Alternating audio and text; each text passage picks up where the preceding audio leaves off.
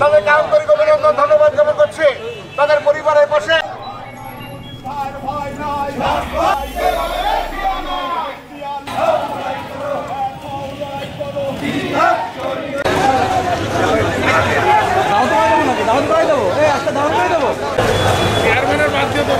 আমাদের এই মৌন মিছিল সাধারণ সম্পাদক জাহিদুজ্জামান মন্না ভাইয়ের নেতৃত্বে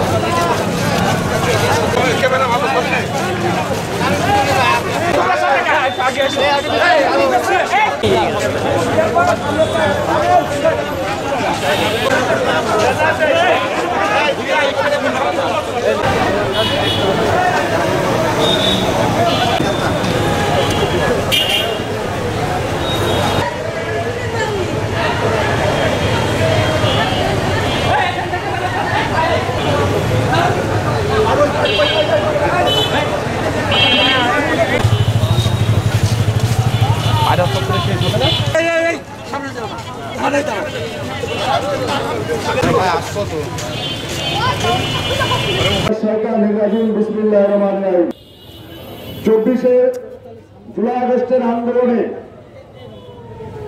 হাজার শহীদদের স্মরণে কেন্দ্র ঘোষিত বিএনপির কর্মসূচির অংশ হিসেবে ঝিনাইদহ জেলা বিএনপি কর্তৃক আয়োজিত আজকের এই মনোমিছিল প্রমুখ সমাবেশে উপস্থিত সম্মানিত জেলা বিএনপির নেতৃবৃন্দ, সদর থানা এবং পৌর বিএনপির নেতৃবৃন্দ, বিভিন্ন অঙ্গ সহযোগী সংগঠন নেতৃবৃন্দ,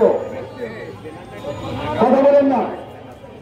আজকের কর্মসূচি আপনারা জানেন 24শে জুলাই আগস্টের আন্দোলন ছিল বিএনপির পরিকল্পনায়। আমাদের দলের ভারপ্রাপ্ত চেয়ারম্যান ছিল এই আন্দোলনের মূল মাস্টারমাইন্ড। ওনার প্রত্যক্ষ পরোক্ষ নির্দেশে, ওনার সুদীর্ঘ পরিকল্পনায় জুলাই আগস্টের ফ্যাসিস্ট বিরোধী আন্দোলন পরিচালনা হয়েছে। এই ফ্যাসিস্ট বিরোধী আন্দোলন পরিচালনা করে ওই চলমান বিগত আন্দোলনে শহীদ মধ্য রাব্বি, রাকিব সহ যারা শহীদ হয়েছে সেই শহীদদের স্মরণে আজকের কেন্দ্র ঘোষিত মনোমিছিল ছিল। সেই মনোমিছিল অংশ হিসেবে আমরা আমাদের কর্মসূচি পালন করছি। সম্মানিত বন্ধুরা আমার, আজকে 1 বছর পরে আমরা ফ্যাসিস্ট বিরোধী আন্দোলন করেছি। আমরা দেখতে পাচ্ছি বিগত আন্দোলন সংগ্রামে যারা মুখ্য ভূমিকা পালন করে নাই এমন কিছু রাজনৈতিক দল পরিকল্পিতভাবে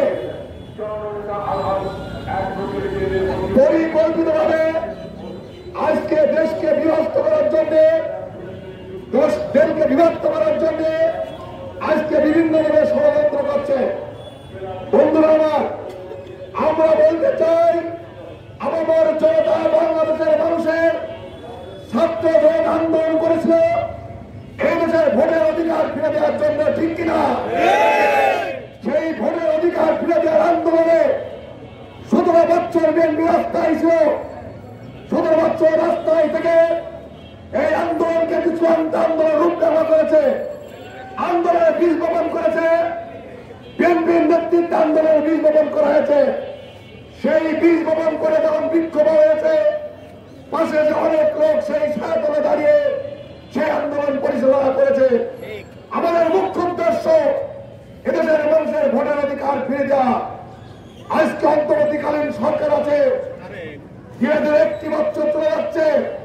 এই অন্তর্বর্তী সরকারের কাছে আমরা বলতে চাই, যারা এই দেশের বিরুদ্ধে ষড়যন্ত্র করুন না কেন, এই গণতন্ত্রের বিরুদ্ধে ষড়যন্ত্র মানে এদেশে আন্দোলনকারী শহীদদের উপর ষড়যন্ত্র করা, এই দেশের বিরুদ্ধে ষড়যন্ত্র মানে, গণতন্ত্রের বিরুদ্ধে ষড়যন্ত্র মানে শহীদদের রক্তের উপর ষড়যন্ত্র করা।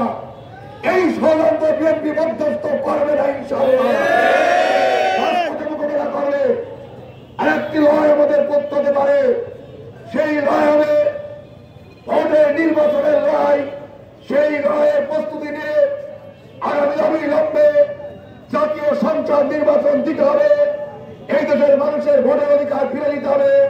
এই আহ্বান থেকে যারা আজকের এই কর্মসূচিতে অংশগ্রহণ করেছেন, বিএনপি সহ তার সকল অঙ্গ সংগঠন সহ আজকে মিডিয়ার ভাইদেরকে, পুলিশ প্রশাসনের ভাইদেরকে ধন্যবাদ জানিয়ে আজকের কর্মসূচি এখানে শেষ করছে। জাতীয়তাবাদী ছাত্র দলের ছাত্র দলের